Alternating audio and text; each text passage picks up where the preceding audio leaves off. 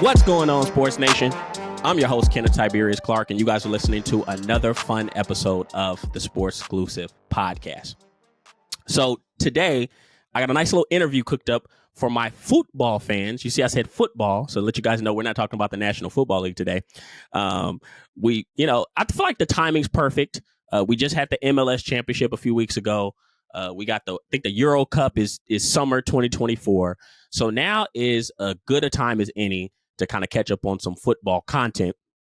So that said, our guest today is a guy that has been around the game for a long time, close to 20 years. And now he's using that experience to kind of start making his mark in the performance training field. So you guys, I want you guys to welcome Mr. Thomas Elliott from Leeds, England. Thomas, what's going on? Hey, what's going on, Kenneth? I'm good. How are you? I'm doing pretty good, man. Nice to have you on the Sports Exclusive podcast. Yeah, nice to meet you yourself. Yeah, I've heard good things, so I'm excited. Most definitely. So, real quick, you said you're West Coast. What are you in Los Angeles? Yeah, I'm in LA right now. Yeah, moved over here. I've been over here for 40 months now, actually. So yeah. Okay. So I'm new to the California life. So yeah, it's interesting. I was about to say, how you liking it so far? It's good, obviously I came here for the sun, but I'm not gonna lie to you, this winter it's testing me, it's cold. It's cold. Like people think, because I didn't prepare for this. I was bringing shorts, I was bringing tees. You thought you was just finna get this summer nice sun weather. Exactly. People say, "Oh yeah, winter is fine." It's cold. I tell you now, it's cold. So it doesn't get this cold back home where you're from. Oh yeah, like, obviously in England, it's crazy. Like it'd be rain, snow, everything. But obviously I'm in California. I'm not gonna take my jacket with me when I come over here. So yeah. Well, hey, you just gotta war through the cold for a little bit. Once we get summertime, I'm in San Diego, so the weather's beautiful. Okay. Yeah. yeah. I've been there a few times, so yeah, I know. Okay, well, good to have you on the West Coast. Yeah. So, speaking of England, okay, I want you to briefly, kind of starting out, I want you to briefly talk to us about your football upbringing, just coming up in England, because that's just a completely different environment. Yeah, okay, so I'll start from the beginning, really. Obviously, because in England, over here, you've got, I said, American football, you've got basketball, soccer, you've got baseball. So you've got maybe 4 or 5 major sports there, including hockey. In England, it's 90% soccer, 90% football. So, and for me, I always loved football. I never really had anyone in my family who played football, but it's one of those things where I just kind of drew to it. I had a few idols that I loved growing up, and yeah, it's what you did when you was a kid. In the street, in the park, you just get a ball, keep kicking it, kick it against a wall, keep kicking, and then, I ended up being not bad at it, and then throughout the years, so I started probably, I think my dad first bought me a football when I was I've got a picture still. I was 4 years old, had my name on, and then from that day I just kept playing until he kicked it in the lake. But yeah, I was just playing from a young age, and I had friends who just played at school as well. So yeah, it was like I said, it's different there because you have one sport to really focus on. And over here, you can pick from a variety. So really quick before you continue, is there not anything else that, do people play basketball a lot, or is there any other sport that you could say that has its own big following in England? So obviously, now it's 2024 now, so you've got recreational places where you've got basketball hoops, as well as the football goals, as well as other things. But back then there was no recreational things. It's all, you had a ball and you had a ball. You didn't have a hoop. We're in England, we didn't have hoops. It's too cold to go outside and play in a hoop. So that's the thing. You're not gonna bounce the ball in the rain. You can run and kick a ball in the rain, but you're not gonna bounce the ball in the rain. So it's one of them where, yes, at school you would learn to the fundamentals of basketball. You'd learn the fundamentals of softball, baseball, and all that stuff. But realistically, like I said, I'm going to say strong, like 80-90% of it was just aimed towards football. That was the main thing growing up, really.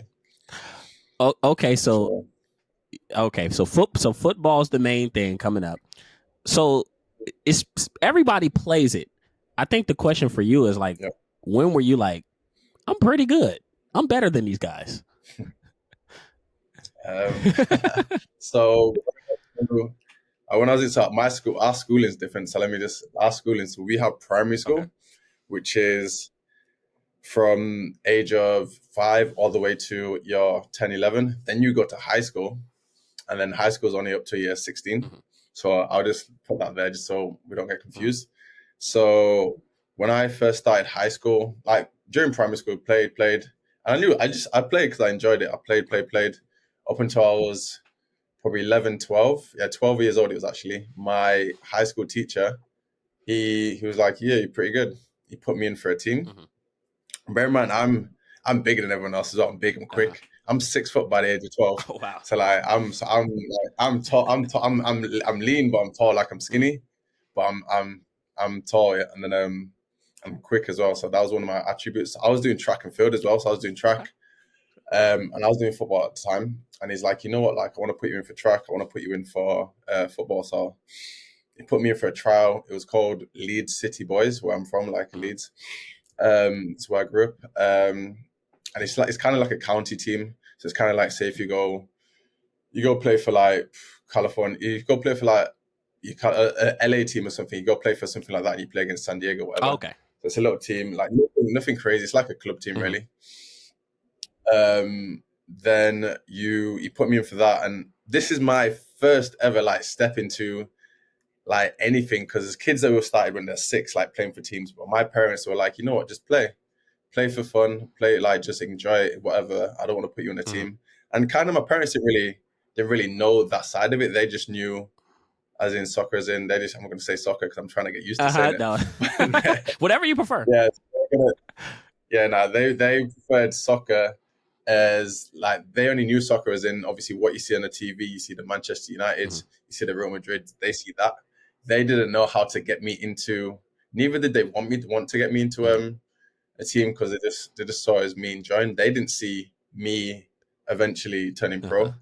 So my coach did. Anyway, my mum, we got a taxi to. My mum didn't drive. I was like, oh, I really want to go. So she bought me. I remember she bought me these soccer cleats, and I remember you could see, when you get like the real ones. The real ones are like $100, $200, and you can get like the $30 ones. Yeah. So she got me them ones, and I was like, I was just happy to get a pair. Anyways, took me to this trial with all these kids. Like all these kids, they know each other. I'm just there, like this 6 foot guy, like just there by himself, like just stood there with his mum. Anyway, I remember it now. I was playing defense, and they just put me in, and I'm not like I said, I don't have a big ego or anything, but I remember now just taking the ball and just running past everyone, scoring, running past everyone. Every time I got the ball, just running past everyone, scoring. And then I remember now, everyone's like, you know when you're younger, like you're doing something good, and then everybody wants to talk to you. You get that little kid rap, So everyone wants to talk to you. So now I was feeling myself. I was like, all right, okay, I see And I'm 12 years old at this time, so that was it. That trial went really well, and there was 3 stages. I went to the first 2 stages, did really well, and I missed the last stage, and I was like, oh damn it, I missed the last stage. Like, are they gonna pick me for the team? Anyways, got a call from the club manager, and he was like, yeah, Tom's made it. He's gonna be part of the team, and obviously I was stoked. I was like happy, and that was my first step into just being like still super amateur, but that was my first step into just being part of a team. And then end up getting, obviously you get your own logo, you get your everything, and that was my first step in. So and then go on. No, I was just gonna ask. So was it just like, because here it is, like you said that you just played football growing up for fun. I'm sure these kids that you were competing against, they've probably been playing their whole lives in a club setting. in teams and all this stuff. So I'm assuming when you walked up, everybody's just sizing you up, like, who is this guy? Was it? Yeah. Oh no, that's the thing. I didn't know anyone. Like these guys are so. There's a county team, and then you've got like teams below that, and these guys have been playing. It's called Sunday League. Mm-hmm. So these guys have been playing like so basically a rec league. These guys have been playing in rec leagues like since we were 6 together, so they know each other. They're just trying to get to this next level. So now I'm just there, like I'm just this nobody who's coming, and it's like, who's this big guy who, like, yeah, he's just like kind of just like taking us all on, etc.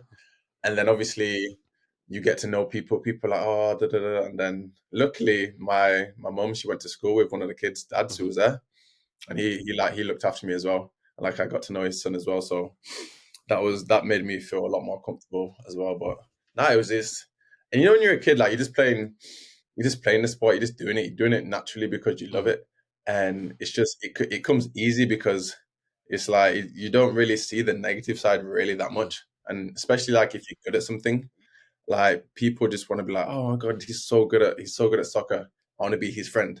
He's so good at soccer. I want to ask him in. It's like there's not so much jealousy then. So yeah, so it was all positives, and it was all really good positives back then, really. So yeah, so that was the first beginning of it. Sorry. No, you're good. I was just about to say. So if this is you at 12, by the time you got to high school, you were the man. So yeah, so I'm 12 there. My first year at that club, I remember getting. So now it's I'm playing. I'm getting like now scouts are coming to games to watch me. Like watch me because they're hearing about me and stuff, whatever. And like I said, I was good back then. I was scoring like 3. I remember like they used to have a little page in my mum still got the scrapbook. They have a page in the local newspaper. And it's like Big Tom does it again. Big Tom treble, Big T this, and I've still got it. I read it for about 6 months ago. I was reading it just because it was just nice, just nice to see like where you've come from, what you've done. And when I was 12 as well, so I was reading it, and it's just nice to see all the things. We ended up winning the championship that year. We won the championship and the cup that year. And were we unbeaten? I can't remember if we were unbeaten or not. I can't remember, but I want to say we were. But yeah, I did really well. And then I started getting like scouts coming to games. So there's a scout Leeds United. They were in the Premier League at the time. I had Manchester United, biggest team in the world. They're in the Premier League. Then I had another team called Blackburn. They were in the Premier League. So I had like 3 Premier Leagues and a few other teams looking at me. And then my mum got a call from mum got a call from the club coach, and he was like, oh, Tom's got this guy. He wants to show you around the training ground. So that's the next step. So I'm getting all these people ringing me, and obviously it's surreal for me because I'm just like, I only came here because my high school teacher put me in, and I was just like, what? So then I've gone to, I think the first one I've gone to is Leeds United. They showed me around a training ground. When you've never, like, obviously I've seen a high school. High schools have got like big pit fields, like grounds, whatever. Like this place was like, they had like an indoor basketball court, indoor like soccer court, like turf, indoor swimming pool, like jacuzzi, indoor gym. Like they had like immaculate, probably about 10 fields outside. It was just like, it's crazy. Like it's one of the places where you're like, what the, like it literally is. It was crazy for me as well. Like I was 13 at the time now, because I just turned 13 in November. And this was in the new year. And then, so I've gone from Leeds United, then I've gone from Manchester United to exactly the same thing, but even bigger. Then I've gone to Blackburn, and another, like, I've got like a track outside. Like, so I've gone from playing on park, you've seen park pitches. I've gone and playing on these park pitches to these like immaculate things, seeing the professionals drive out while I'm driving in with my mum, in like Ferraris and stuff and whatever. And I'm just like, what is this? Like, that's my first like eyesight to what is going on, That's so it was incredible. And then then I had to make a decision of where I wanted to go. That was the biggest thing for me as well. My family from Leeds, they were all like Leeds United fans, and just because it was more convenient for my mum. Like, so basically I'll tell you, so Manchester, where Manchester United are, obviously they're like 45 to an hour away from Leeds. So for me to get there, like at that age, so from ages up until you're 16, you have to train Tuesday, Thursday, and nights. Oh wow! And then you play a game on a Saturday. So I was so for me to do that and play for Manchester. Like for me to get to Manchester, when my mum didn't drive, my stepdad drove, but he had work and stuff. So it was kind of like that kind of made my decision, because for me to get to the Leeds United training ground, it was 20 minutes up the road for me. So I was like, it's probably easier for me to get there, and all my family support that team. So it's just easier for me to do that, really. So I ended up choosing Leeds United, signed for them. Yeah, signed for them. Actually, no, I didn't even sign for them. Actually, that's a lie. I had to go on trial. I went on trial for. So they put me in the development squad. So that's the development squad is the one before you even get a trial. So they put me in the development squad, played one game, scored two. Like, oh my God, this guy's too good for this. Put him in straight in with the team. I remember walking into the dressing room and everyone else is like down here on me, and I'm just like, they're just looking up at me like, who's this giant? Anyway, I remember my first game for them, scored a hat trick. Second game, scored two. Third game, scored one. And they was like, yeah, we'd like to sign Tom. So now I'm actually in the academy now. Starting in the academy, 13 years old.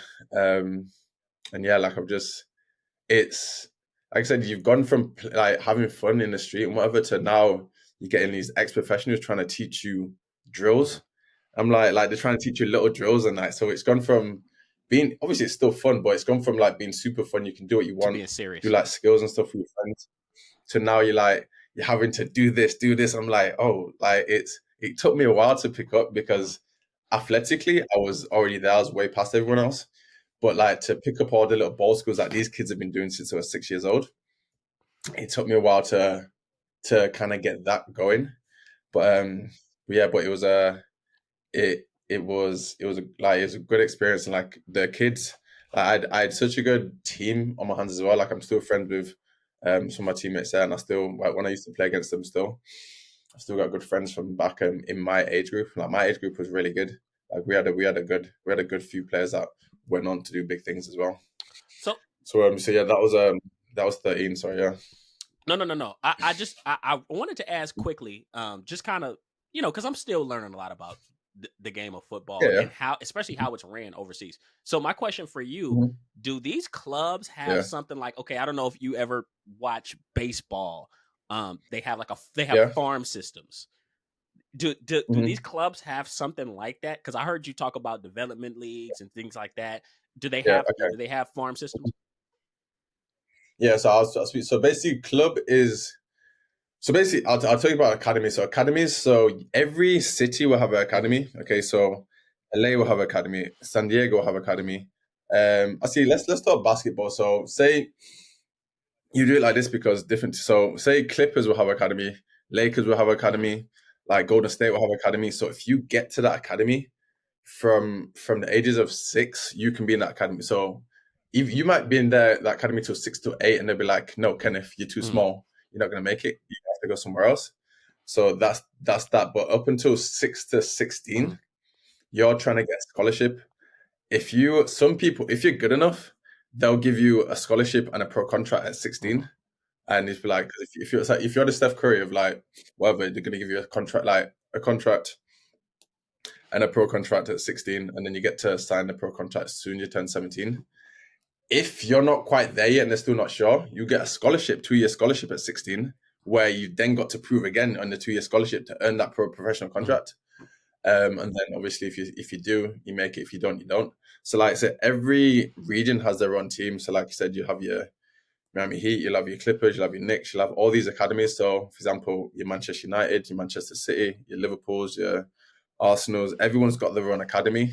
And then, so that's what you want to be. You want to be below academy. And like the good thing about England and that kind of system is it doesn't cost your parents any money. If you're good enough, they're gonna fund you. Like obviously, like if you're good enough for everything, like they're gonna fund everything, because they just want the best talent that's around. Whether you come from a wealthier area, poorer area, like a middle class area, they just want the best talent that they can have, Oh, okay. So I think that's the good thing there. So like more people get more opportunity if they get scouted, like I know they're doing a lot more in the community now to get, like, just give everyone a fairer chance just to make it as a obviously professional soccer player.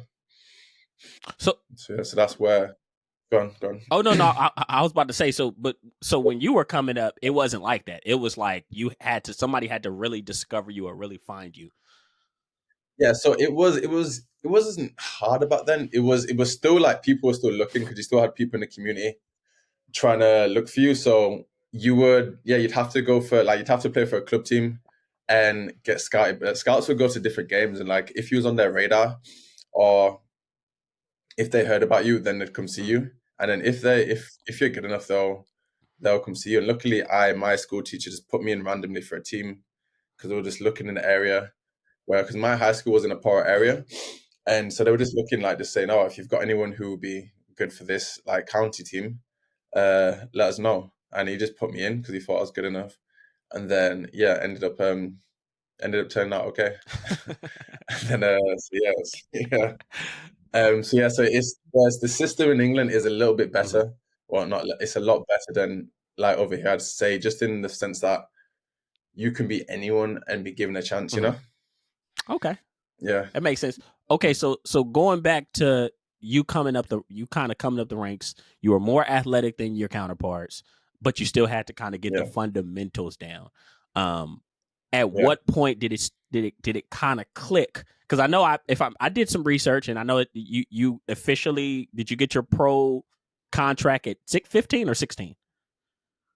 So officially, I got it at Well, I got it at 16. I got offered it at 16, but officially you can't sign it until you're 17. So you can have it there on paper, but then as soon as you get your 17th birthday, boom, it's into play. So say the season officially starts in July. So that's when like the off season, the preseason, whatever. You sign your scholarship there. So basically, I did a scholarship for my birthday's in November. So I did a scholarship for 5 months and then went straight into a professional contract. And from there, but no, so like I'd probably say for the first year of being the 13s, like my first introduction into it, it was one of them where you go from being like I was just a park player. I was like just playing for fun, like doing little skills or whatever, just enjoying it. But where now you have to like actually not mess around and actually do that seriously and just go like be able to transform having fun to yes having fun still but to be serious and like transform that into a winning mentality and being able to win. So it's gone from fun to like now you have to be serious about it. And it was turned 14 and I'm still doing well. Like I I then got sponsored by Nike by the age of 14. So then obviously I'm like, because it was funny because like Nike and Adidas, so they give contracts to the young and up and coming players. And I remember I had a choice between Nike and Adidas, and I chose Nike. I've always been Nike. Like Nike's been my thing always. I ended up choosing Nike, and then they were sending like I used to get like the amount of boots I used to get. Like I'd tell my mom if I still had my boots now, like the size soccer cleats, I'd make so much money because they're just so like literally they're so nostalgia. Like they're so. I used to have boxes and boxes and boxes in the garage, of the soccer boots. But yeah, so like I used to literally say send me clothes. I used to go to high school in a new like fresh new hoodie every day. Like I was like, now I'm starting to feel myself. I'm just getting all these things. They take me to this place called Nike Town in London. They say like, spend like buy what you want. So like now I'm getting like endorsements and I'm getting people recognizing me as well for that. And I'm just like, and like I said, none of this is going to my like back then. It was just I was just enjoying the ride. Like my mom like taught me well. She's like, if you don't do schoolwork, if you don't do this, you're not playing football. So like I'd such a good upbringing, so I knew I'd never ever go to that stage because my mom was always on my back. Like she was always on me. So yeah, no, she literally said like, if you don't do schoolwork, if you don't pass any of this, then you're not gonna play. And obviously, I'm not gonna walk. It probably take me like 2 hours to walk to training, so I needed transport, so I had to do it, you know.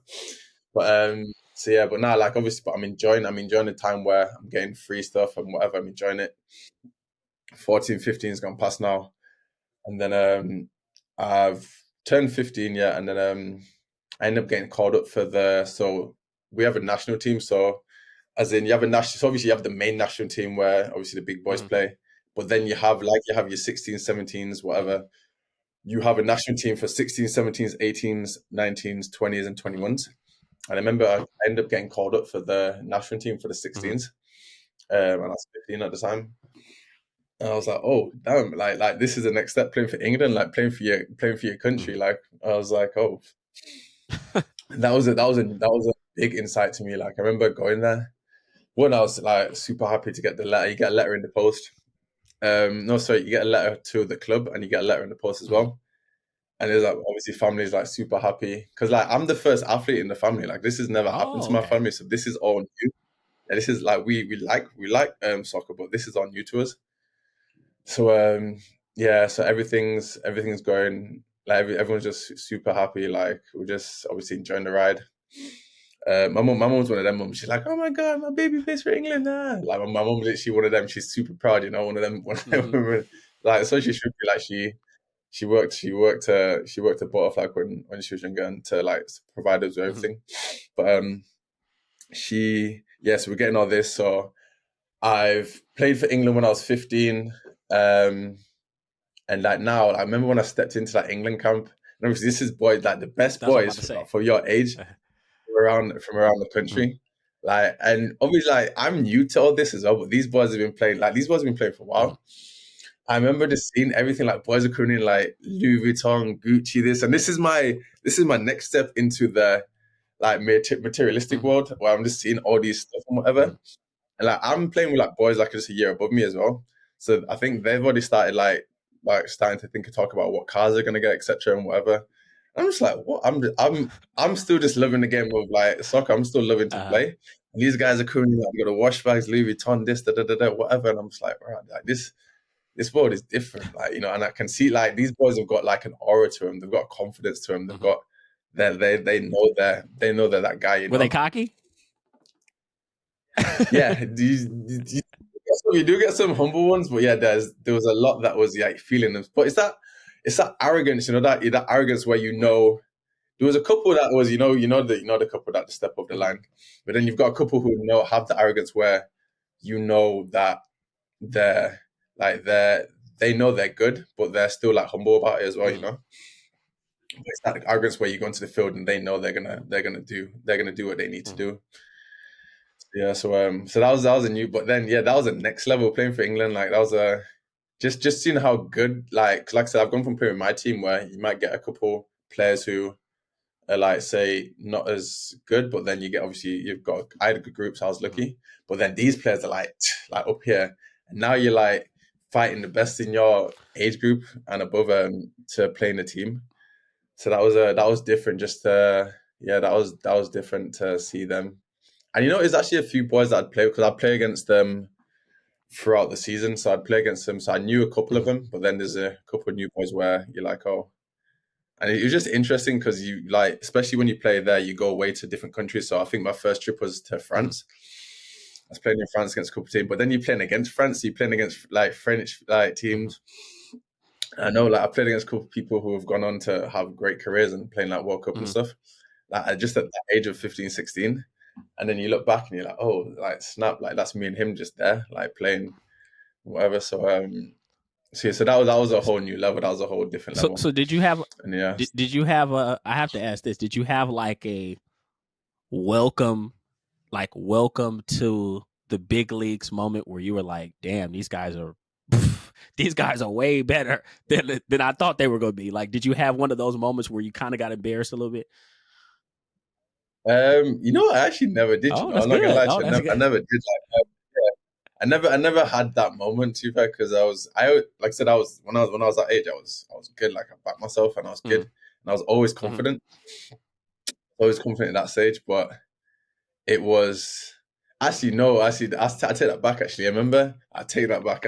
So I remember my first start for England, and we're playing against Turkey, and like I don't know if you're familiar with like being offside, like when you're getting the ball. So basically, I'm running, and like these Turkey, this is what I mean. So when you go to a different country, they play football completely, like soccer completely differently.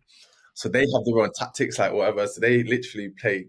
And these Turkish players were like, I was quick, so they knew, and I think they must have done their research because they knew. So every time my team got the ball, they would just stand up. So I was offside. And I wasn't used to this. I was 15. I couldn't do this because I'm used to just running in behind pace. I'm gone. Like, see you later, I'm gone.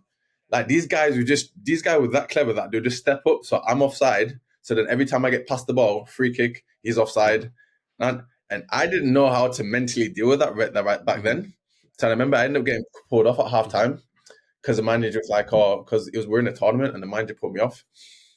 And I was like, I remember that day. I was like, because my coach from Leeds came to watch me and he knew I was upset because I'm a winner, I was a winner. And I didn't want to get dragged off at halftime. Getting dragged off at halftime is in the soccer world is kind of like it's embarrassing. You don't want that to happen. But obviously I can dissect it now. I didn't know how to deal with their tactical like mind. I didn't know how to deal with their literally their tactics because they were just ruining my game. Like I want them to drop off so I can just knock the ball and just go see you. I'm gone. So they were like they were neutralizing me. And like I said, I was 15. I didn't really know how to deal with it back then. I was just going still off raw talent and just my raw energy. So that's the day where I was not gonna lie, I think I might have shed a tear that day as well because I was like, sure you was hurt. I was like, literally, I was like, oh, how did this just what? I was like, oh, this is like obviously you dream about these things. That's not how my dream was last night. My dream last night, I scored 6 goals, and I just been pulled up at half time. So yeah, that didn't go too well. I can't lie, that didn't go too well. But apart from that, the rest of the tournament was it was good. But yeah, that wasn't the best experience. But it makes you stronger, you know. It makes you stronger. You learn. But I'm sure it made you. Obviously, you're a physically gifted kid, but it made you start to maybe attack the game from a mental level that maybe you never had to before. Oh yeah, and definitely because my coach was there, like he could see that and he could see what I needed as well, like just to help me, like obviously get to the next level as well. And I just had to be more aware. And he just I remember he spoke to me about it. And so one of my favorite players, is a guy. It's called Thierry Henry, a French guy. And I remember talking to him about how he makes his run. So he'll, instead of running straight, he'll bend his run. So as they step up, he'll bend. So instead of running straight, going offside, he'll bend it. And then when they step up, boom, he's on side still. And he's just clean for lots of little things like that.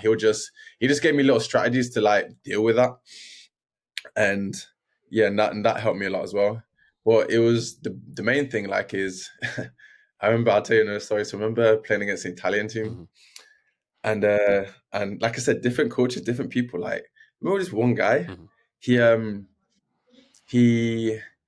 remember. So he was he just was defending. He was defending me. We had a corner kick, and I was attacking, and he just stepped on my toe. And then I was like, what? You know when someone steps on your toe, so you're not gonna keep looking at the ball. He stepped on my toe. I was like, what? And then the ball's gone and missed. What? They're attacking again. So he's got into my head by just taking my mind of things. The next thing again is he's flicked me in the head. I was like, what?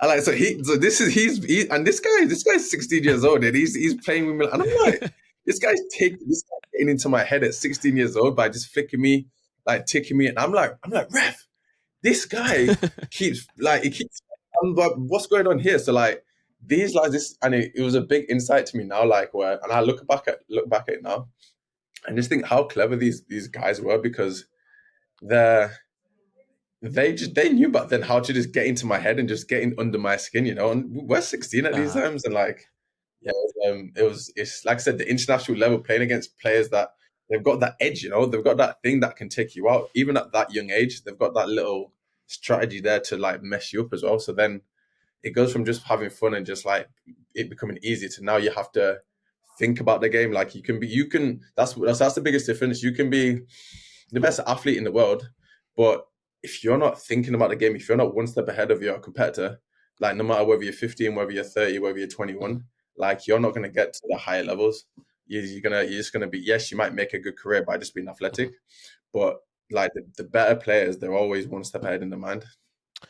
So, okay, so and that makes me pivot to another. You saying all these things about international play because you did U16 and U18, right? So you played on the 16 and 18 teams.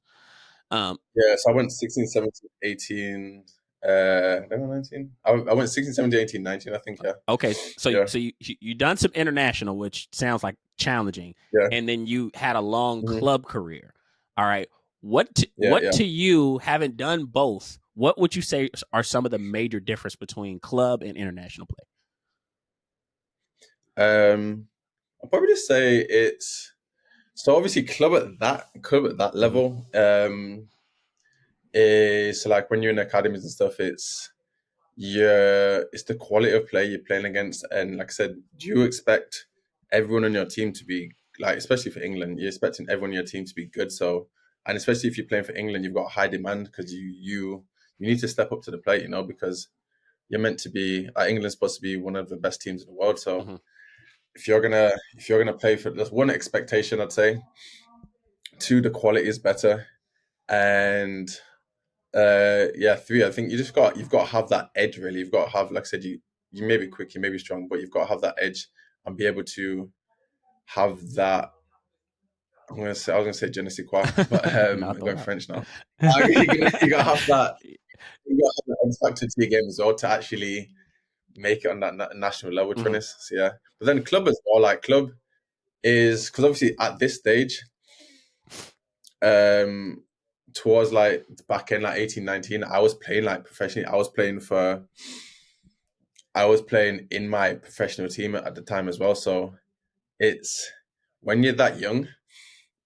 Yes, it's what it is. I'll simplify it down. When you're that young and you're playing with your same age group, it's all good. It's all technical.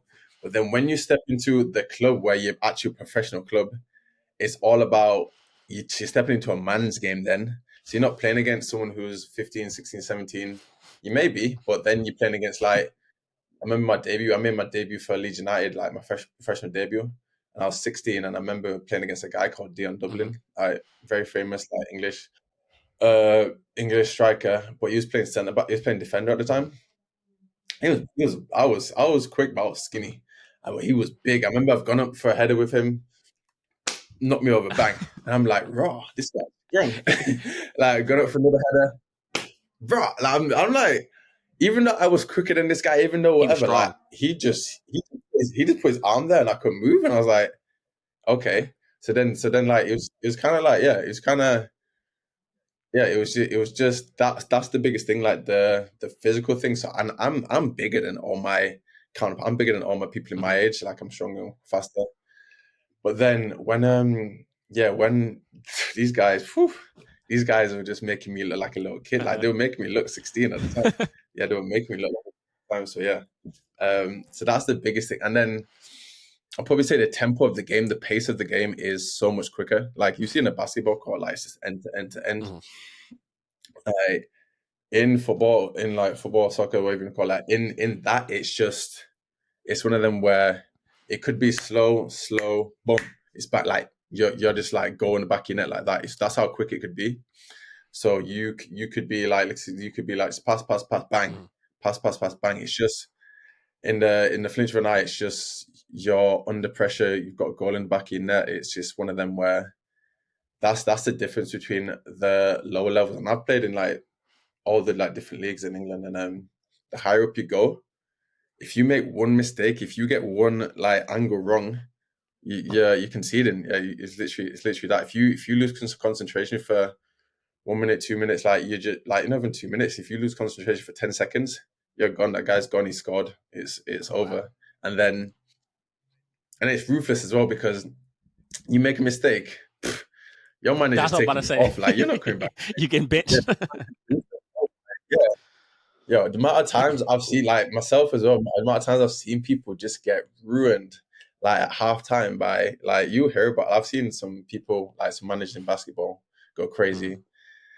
Whew, I'm not gonna lie, in soccer, I've seen some people get ruined, like, oh my God. And like, obviously it's not my way of, like, it's not my way of coaching people, but different people, like you get old school managers, you get old school managers who like, obviously the old school way is just like, yelling. Yeah, you get new managers who just want to talk to you and like that's the best way. Like so, you get all types of. You get foreign managers. You get like there's so many different factors in it where, it's interesting. Have you seen Have you seen a lot? Like you talk about high level club play. Have you seen a lot of guys like mess up and get cut? Like, is it easy? Is it like super easy to get cut? Yeah, like so I've seen some people like mess up in the. I remember, I remember. So my first ever, so Wimbledon, one of the teams I played Mhm. for, my debut for them, my first game, and I done well in the preseason game leading up to the season. I've done really Mhm. well. Um, but in the first half, I'm just terrible. I don't know why. I'm just Mhm. terrible. The manager's just taking me off at halftime, taking me off, and I'm just pissed. I'm like, that's my debut. That's my first game there. He's taking me off, and he's like, but you know what he said to me? He's like, you're gonna start on Tuesday though. So he's taking me off, but he's like, you're gonna start Tuesday. We end up winning the game like the team. And then this I love this manager because basically like he was good man management then because he took me off, but he said I was gonna start. So that kind of I was pissed about getting taken off, but he still told me that I was gonna start the next game on a Yeah. Tuesday, and this was on a Saturday. So it kind of made me I wasn't as upset as Help you calm normal down a little bit. because I knew the next game was against my old team as Oh, okay. well. But he was the one where he was the manager where he'd do anything for the team. So say if he was having a bad game, he'd take you off and bring on another player to help the Mhm. team. But then he'd speak to you as well. Mhm. You get a lot of managers who just take you off and they won't touch you. They're that upset with you. They won't touch Uh-huh. you. It's like you've gone onto the field and just tried to be Uh-huh. bad. I know no one does. I don't know. I've never experienced anyone who's done Uh-huh. that. Actually, I don't think I have, but yeah, and so yeah, I remember I scored on that Tuesday, and I probably wouldn't even. And I had a good Mhm. game, and that's probably all down to the manager just kind of like I say manipulating me, but helping me get over being dragged off, you Mhm. know. But then yeah, I've seen. But then that was a example of a good manager. I've had I've had managers where they've cut people and then just gone. Whew, like, Jesus, like he's probably insulted their mums and their aunties as well. Like when in the team talk, Jesus, like he's gone in, like he's just gone boom, boom, boom, boom, boom. Like he's like I don't know how people come back from like some of the things I've seen. Like they're ruthless. So you do get some ruthless people. Like, but you know it's like when you're if someone can't control their emotions, if someone's like yeah, some people just have to get it Mhm. out. Some people like and that's like everyone's different. Some people have to get it out of their Mhm. system, and that's how they feel Yeah. better. So I had a manager once where he'll say, I'm so emotional, I may scream and shout at you and swear and call you this and call you that, Mhm. etc. But just know on the Monday it's all forgotten and we move on. So you gave a disclaimer. So I'm like, Yeah. yeah. So like, so you want me to take all these bullets and then just be okay on the Monday? I was like, but obviously he's your manager at the end of the day, Uh-huh. so it's what it is, It is what it is. So I've had there's all different types. And like I said, I've not been in a basketball dressing room, a football dressing room, American football Oh, dressing they talk room. bad. So I don't know if they get the same. Like if they get the same but yeah, it's football is a passionate game. They you do get some people get ruined. And some people don't come back from them. Yeah. Like so I've seen some players who whew, after they've been spoke to like that, they just crumble even more. Some players will argue back. So you get the strong will players who are like, nah, like did the same back stuff back to the manager. And that's some managers love that. Some Because managers they love like the to fight. battle, like and just like Yeah. yeah, exactly. They're like this guy's Uh-huh. passionate. But then some people hate when you speak back to Yeah. them. So it's like it's yeah, you've just got to get a gauge for like your manager and stuff, etc. So it's yeah. Well, I guess that would make sense because some people, and I think this is regardless of any sport. Some people have very fragile. Their ego and their confidence is fragile. So the smallest thing could, and the crazy part is, I'm sure you've seen good players like just Mhm. crumble and they're never the same again. Yeah, oh no, I've seen that Yeah. before. So like even like some of them, even growing up, I've seen some of the best players I've seen. Like they've just fallen out of the game, but it's just because of mentally confidence. Mm-hmm. And I'd go into the next one. Like so, when I was so I had a lot of injuries when I was playing. Like Mm-hmm. I could say over 60 injuries at Mm-hmm. minimum. I just went over like it was crazy. And I like well, I was so I had people like so sorry. So for me, sorry. I remember my stepdad was like, I want you to speak to a sports psychologist. I was like, I don't want to speak to a sports psychologist. What? For Like, what? I don't want to speak to that. Like, I was like, yeah, I don't want to do that. Anyways, like, he booked me an appointment with one person. I think it was this woman. I can't remember her name. And I wasn't really feeling it. I wasn't really like, he's just going through it because he's paid for it. He's done Mm-hmm. whatever. Didn't really feel it. Then he he put me. He found another guy. He's a guy called Dave, who's part of this. If you ever, there's a book called The Chimp Hmm. Paradox, and it's just all talking about basically the voice in your head is a chimp on your shoulder, Hmm.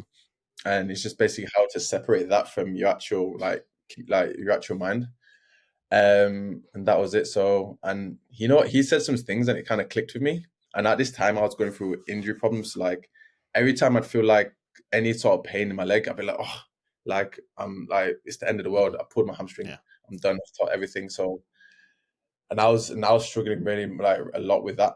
And then he just kind of like helped me because at this time I just left Leeds United. I'd been injured for like over a year, whatever. I'd lost my confidence, and my career was just like slowly going. I was dropping on the Hmm. leagues. And I met this guy, and literally, like, he helped me, like, basically find myself again, find my confidence again, and just like change my mindset to honest. And my career just went back up like Wow. this as well. And yeah, and that was my insight into like how the mental side of football as well, just how. And I wish I would have had him from the age of Hmm. 16, like even maybe before, because I think kids these days, like you take for granted like, or you don't take for granted like you don't people overlook um how important the mental side of the game is, because you could, like we spoke on, you could be the best player in the world, but if you're not strong up there, then you're not going to be able to show that, because as soon as you cross that white line, you're just going to Hmm. crumble. You're not going to be able to show what you actually can do. And that was one of the biggest things for me. Like I was just always scared of getting injured. I was always scared of certain Hmm. things. You know, I was always scared of letting like people down as Of well. course. But like he actually just changed my mindset, and like he helped me a lot. And it's just I used to it got to the point where I used to see him. I used to speak to him like twice a week. Then he went to one time a week, and then he went to once a month. So I used to use him as like a car Yeah. service, like service I my like brain, that. and then I'll be ready to go again. And that was probably one of the best things I've ever done, like in my life. And I still speak to him to this day, because even in life now, in business and whatever, people could have that third party just to speak to, just to, even if it's just to get it out, and just to refresh, get it out, and just so they can go again. It's just nice to have that. Oh yeah, no, most definitely. I agree, and I'm glad that you brought up the injuries, because that kind of speaks to the next question I'm going to ask. You had injuries. I know you said Mhm. you had some ups and downs in your careers. You went down and you went Yeah. back up. What is, in your opinion, Mhm. if you look across a span of, because I think you played what 15, 16 years professionally, or I know Yeah, it's it. 15, yeah, 15 and a half, Okay, so what is, I have to ask, I like to ask every athlete this question. What is the best yeah. version of Thomas? Like, what's the best version of you where everything clicked? I'm talking about athleticism, health, mental. Like, what's the best version of Yeah. Thomas Elliott?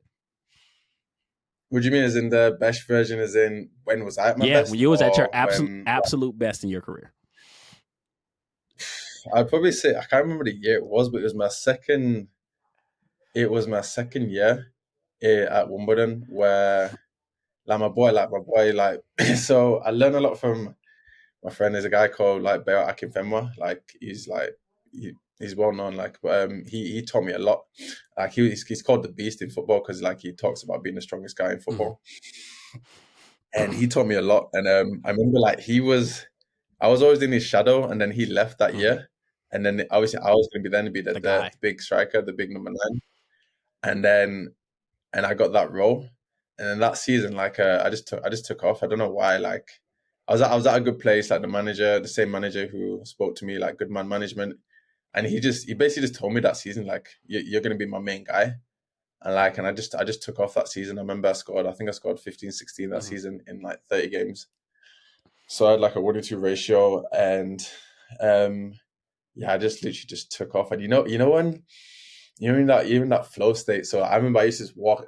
My chest used to be so like pumped up, and just I used to just walk out, and I used to know I was gonna like just destroy anyone that came across me that season. I used to Uh, know that I was gonna destroy them like 100%. Like no one could outjump me, no one could outrun me, no one could do anything to me that mm-hmm. season. Like the ball would just land, and that was probably and even then I remember I got my move, because, like I said, I went back here, and then I went to Wimbledon, slowly got up, won a championship with them, got up, and then that end of that season, I ended up getting a move to my next team, Millwall. So I was back. I was in the championship, the one below the Premier Mm-hmm. League, and even starting there, like my confidence like going from Wimbledon to Millwall, like I've literally started the season, scored like 4 in Mhm. 6, 4 goals in 6 games, and I was just flying, and that was the best of it far. I remember like just feeling like a kid again, just feeling invincible. Like when I first started at Leeds United, just feeling invincible, just feeling like I was just flying Mhm. again. So yeah, it was that's probably the best. Yeah, that's probably the best. You know what?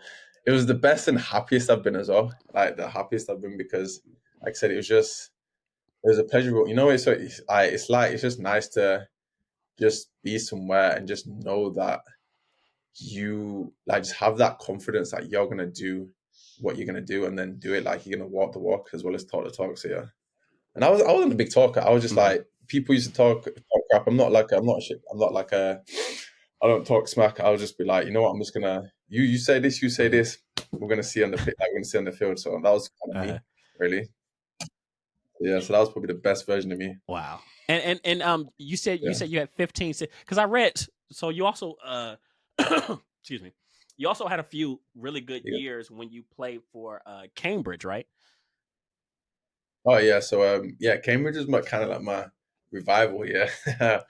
So I remember so basically I'll go back. So when I had a really big injury when I went to this team. Like I left Mm, Leeds, had a really big injury. It's called a vulture fracture. mm, Kept me out for 6 months. mhm, Came back. My hamstring kept going. Like my legs just weren't firing. My legs weren't like, and that was my strength. I was right. quick. My legs weren't firing. My hamstring kept going. Kept me out for a year. Um, and it was just getting me down, etc. Leeds United had just got a new manager because they just got relegated from the top league and the second Mhm, league. They were going into some financial stuff as well with themselves. So they had to bring like a new manager and this manager like under pressure needed to bring in like players. He needed to get like because Leeds United is such a big yeah. club, he was under pressure to get this team back into the Premier League, like Mhm, promotion. If you're familiar with like the promotion and relegation thing. Um, anyway, yeah. So and he's like, "Yo, T, like you've been injured for so long. I need some experienced heads." And I'm 18, 19, or 19 at the time. So I'm like, "All right, what does that mean?" And he's like, and I've just come back from injury. He's like, "Oh, I'm gonna let you go." So I'm like, "Oh fuck." mhm. I'm sorry, No, but you're I'm good. like, "Oh damn!" Like, I'm like, "Yeah, damn!" Like he's just let me go. So then I'm like, I've been here all my life. I've been injured for like a year. I'm in my head. I'm just kind of fed up. I'm done. Like I'm just like, Mhm, is what it is. Uh, ended up, yeah, ended up. My actually stepdad rang. I had an agent at the time, but my stepdad rang up this team called mhm, Stockport. Like, got me a trial with them. Ended up going to there. Had a average season, but then Cambridge saw me and they're like, "Oh, this ex Leeds United footballer he made his debut when he was 16. Like, we're going to give him a chance. We're going to take a chance on him mhm. because there must be something there for him to obviously be that good at 16 and play for Right. England." So they give me a chance and like just yeah hit the ground running just there. Like, remember I think I scored like 17 Mhm, goals in like 30 games my first year, and they were getting like teams trying to buy me and stuff, but they didn't want to sell me. And then so they offered me like a big contract. And the second year, I got injured mhm. again. I was out for pretty much the whole season, and they were pissed. Like they were not pissed at me, but because things happened. The But situation. my injury started coming back. Yeah. Yeah, yeah. Obviously, like they've just invested in this big player, and he's out Mhm, for probably like 30 of the 46 mhm, games. But I ended up coming back towards the end of that season, and we got promoted mhm, again. And then I had a good season again. The next season, my injuries kind of settled mhm, down. So yeah, and yeah, then from Cambridge, like that was my revival. Like I had a really good time. Like loved it mhm, there. Like I said, it was a good family club, good people, good managers, etc. They helped me a lot. And then I went off to Wimbledon, and Wimbledon was when I actually started to like. Now I'm like, all right, cool. Like I'm feeling myself. Like I'm good. Like my first season there, we got promoted to League One, like I said, and then after that, I got my move to the next league as mhm, well. And it was like just in my career just kept going like this.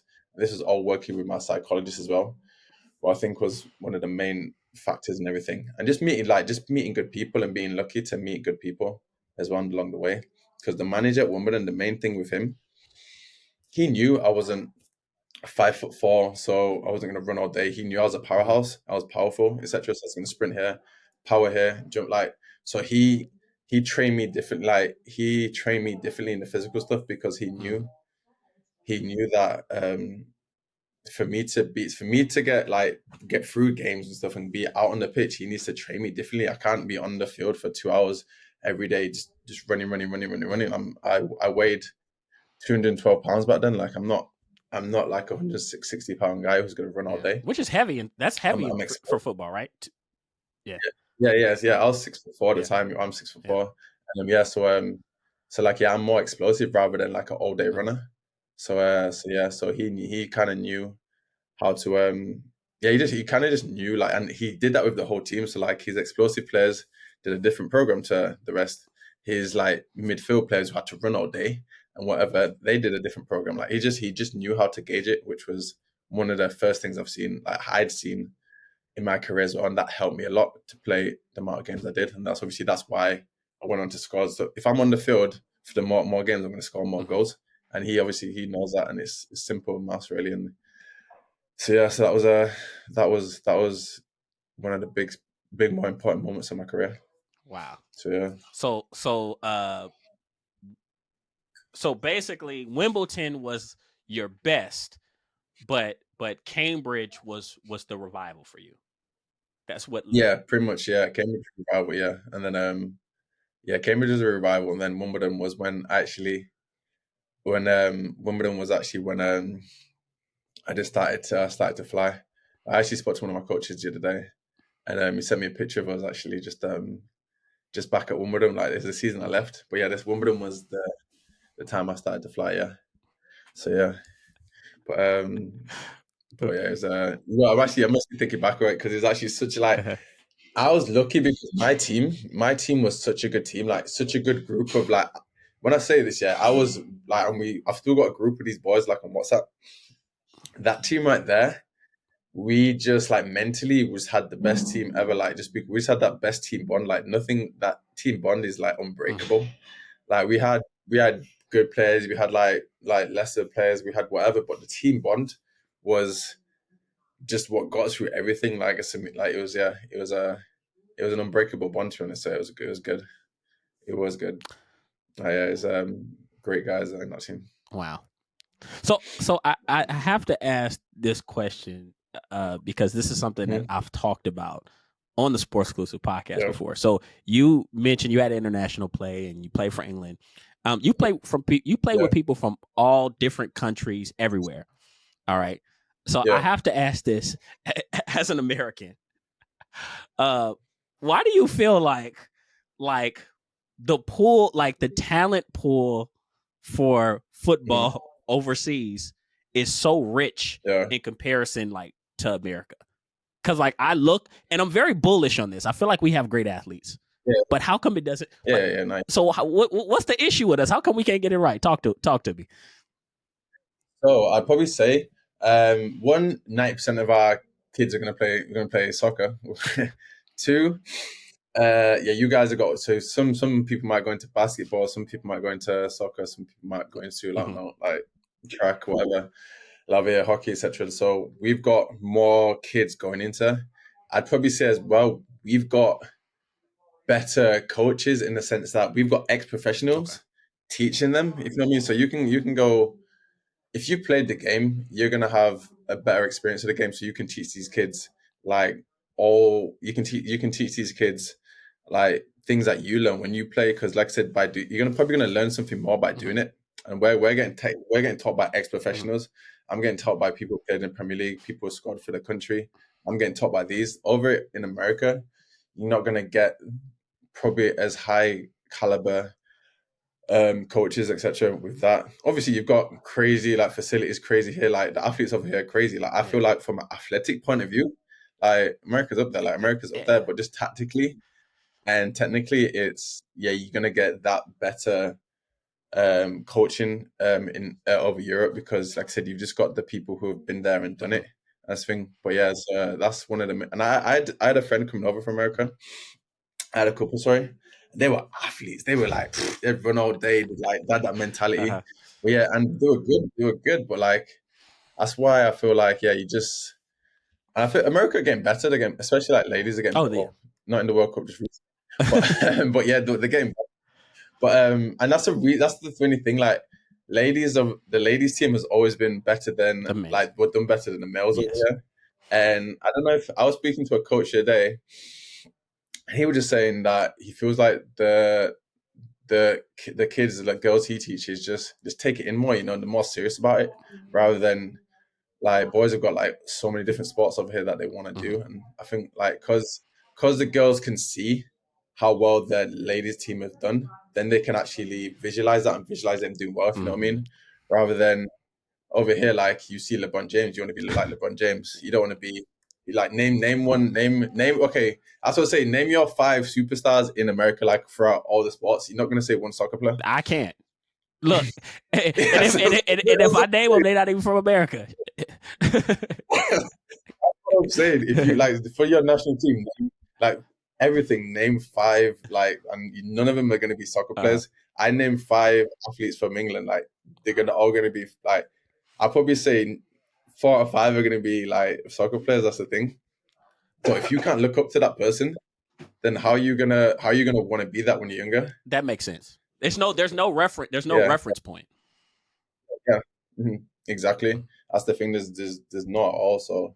It's like you're not gonna be like, oh, I'm never gonna make. I remember watching the World Cup and I didn't even know any of the US. Like, actually, I did actually. There's one guy called Pulisic because he plays for Chelsea in England. Yeah, I've heard about him. I mean, he's the best. He's the best. Like, he's the best American player.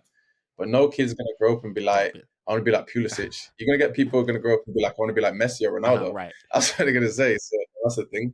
And that's another thing. That's why I feel like American like soccer would be so good right now, because Messi's come over. Like, you've got Busquets, you've got Suarez, you've got all these people coming over now, and then you've got the World Cup in 2026 in LA. That's going to be over here as well. Yeah, so like it's going to be LA, it's going to be New York, it's going to be like they're doing it in like 3 places, like America, Mexico, and Canada. So that's going to bring some more in there as well. So it's I'd probably say that's why the pool is different as well. Like I said, we've got a lot more variety. That's me. If you took half of the basketball players that go play basketball and put them into soccer, you'd probably get better. Like, you'd get better players because you'd have a different variety and you get better players. But they don't want to do that. They want to obviously dunk on people. Like, they don't want to do that. And I say if I played in America, I'd probably play basketball 100%. I'd have loved soccer, but if I was in America, I'd play basketball. Yeah. Yeah, I had to ask that because, you know, when I did that episode, I remember posting that on TikTok. You know, why aren't the men better at the World Cup? And man, they jumped down my damn throat. Yeah. all the actual all the actual like real football fans, they was like, they jumped down my throat. They was like, what are you talking about? We're getting better. And I'm like, hey man, I'm just looking at the women. They keep winning. Yeah. No, the US is getting better. Like, US used to be, you never used to talk about the US. Now you talk about them. Like, I think they drew to England the last game in the World Cup, and the US are getting better. But like I said, they don't have the pool that England have to choose from, you know, and they don't have the coaching caliber that England have to choose from as well. So it's one of them. And then it's kind of like, do Americans really want to invest money into soccer when they can invest into basketball and American football? Like, it's one of them. Like, when you brought over David Beckham, he spent a lot of money on David Beckham, and he brought a lot to the sport. But it's one of them where if for Americans to get better, they'll have to invest in like a big coach to come over here, like a big name to come over here, and just kind of. And I would say it's that. So you've got like the MLS here, but you stay in the MLS. It's like a franchise. You don't get relegated. Right. Over in England, if you lose the league, you're getting relegated to the league below. Your wages are getting slashed like 50%. So you feel like there's no risk. You've got something to play.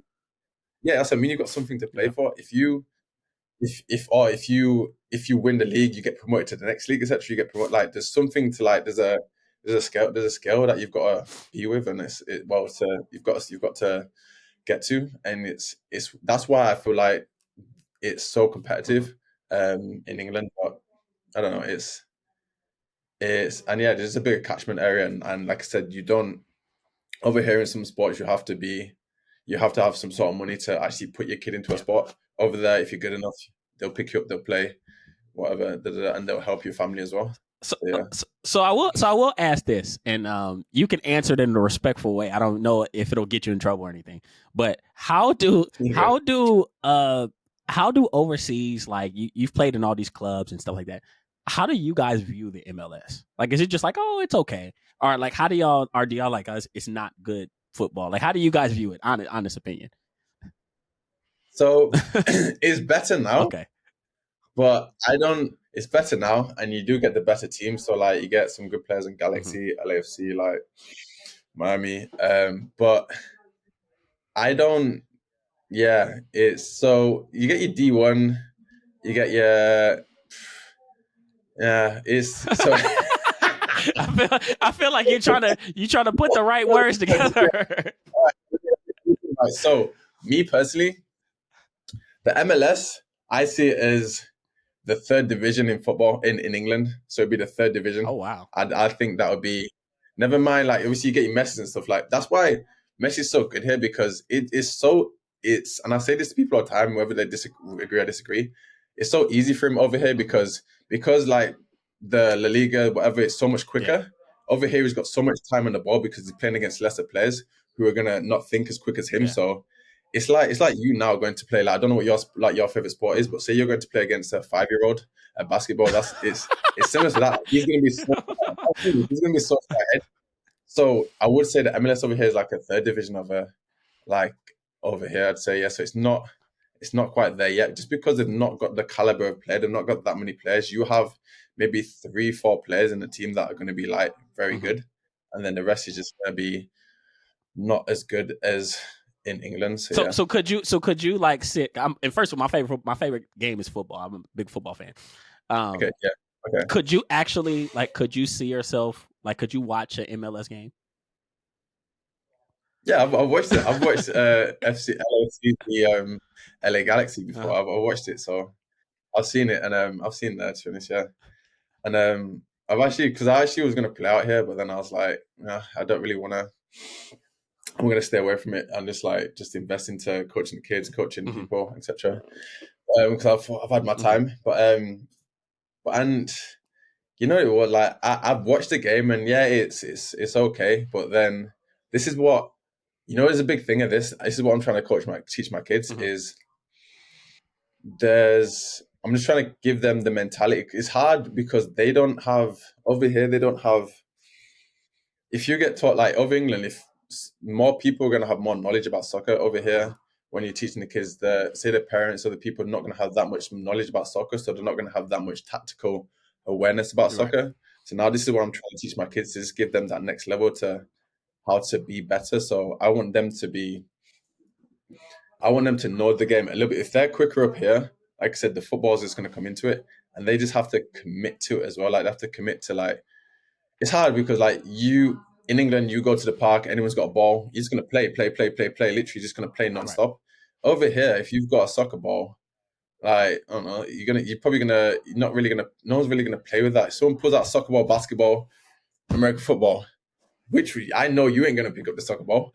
That's me. Who's going to, that's what I mean. So if your friend is like, nah, I don't want to play soccer, then you're not playing soccer. So it's one of them where for over here, you have to commit, you have to go solo and just be like, all right, I'm going to commit to this soccer thing because I'm going to have to just go solo and do some solo drills, go play for a club, go play for whatever. You're going to have to just but it's hard because it's not your social environment. Your other friends are going to want to play something else. And that's another thing as well. So you almost honestly, especially, and I'll ask you this question next, but you are essentially like the kids you find and the kids that, you have to find kids that actually really want to play the game and that don't mind kind of separating themselves from the crowd. Yeah, 100%. And I'll speak about this on my Instagram as well. It's when I was a kid, I was outside by myself with the ball, kicking it against the wall. I used to break windows, break cars, but I was just kicking it for at least a good minimum 3 hours a day, just kicking it, just because I loved it. So a kid over here would be outside just shooting hoops for whatever. I used to literally just be outside all the time, and because I just loved it. So, and that's the thing, you have to be if you want to make it, a thing, you have to be obsessed, literally obsessed. Like you can't make it without being obsessed. And I don't mean like in a negative way, but you have to be. I still see a ball now, and I'm like, I need to juggle that ball. I need to give me that ball. Someone pass me. I still see that now. I've still got that kid in me. So you have to be obsessed. You have to have, like, as an athlete, I was having actually this conversation with a few of the boys that I used to play with, and just saying, like, because of how we made it to that 1%, we were like, and we're just talking about what we're doing now, and like we're still obsessed with like winning. If you know what I mean, I train some people like in the gym and stuff, and you know when you're like, oh, you need to do, like, somebody wants to lose weight, but they're not willing to make sacrifices. And I'm just like, in my head, I'm like, because I've still got that obsessive mentality. I'm just like, but if you want to do that, I'm not going to force you to do it. But if you want to do it, like you just do it. If you know what I mean. If my coach says do this, I'm like, I'm doing it. I'm done. I want to play next week. I want to do whatever. I want this. I want to be ready for this. So if you're, say if I say, I don't know, I do, I don't know, 5K steps today, and then do something else, and you're like, nah, I've got stuff to do, then that just shows me that, you know, so that's why you need to be obsessed if you want to get to your goal. Like, you can have a life, have fun, but be obsessed, like make them sacrifices if you want to actually, because you're going to have one of the greatest lives ever. To say you're a professional footballer, soccer player, to play professional basketball players, to say you're a professional of your sport. It's rare. Do you know that's you're gonna have one of the greatest. It's one of the greatest feelings ever to say that you did that, and it's not many people can say that. But if you say you did that and you did to your best ability, then it's a good story to tell. You know, it's a great achievement for yourself. So talking a little bit about what you do in the coaching aspect and performance training. I've got 2 minutes left. Okay, I just need to run off. Okay, you said what? I've just got 2 minutes. Oh no, that's fine. Really quick. I just want you to tell us a little bit about what you do in the coaching, and then after that, how the fans could support you. Because I'm telling you, after a while, I'm like, dang, we're going for a long time. This is getting interesting. So, but no. So good. So yeah. So what I'm doing with coaching. So right now, when I first left, so my injuries, my body was messed. I'll tell you, my body was messed up.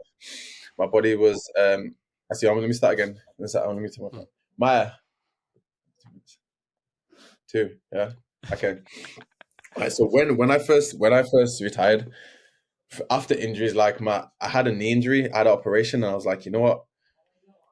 I'm just like, mentally, I was just physically drained of being injured, coming back, being injured.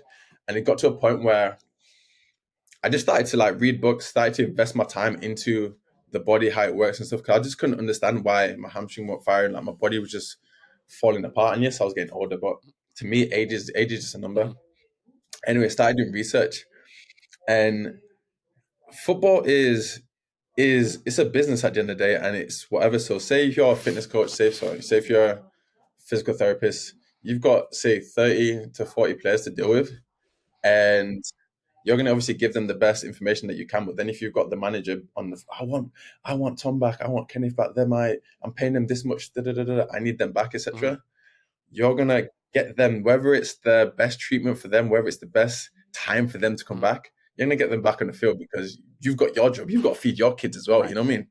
So that's means, so whether you're giving them the best information and treatment, then that's questionable. I'm just going to leave it there. It's questionable. Right. So like I say, it's a business at the end of the day. So as a soccer player, as a whatever, you're an asset, but one, you need to trust the people, because you're just out there to play the game. You need to trust the people that they're doing the right things for you.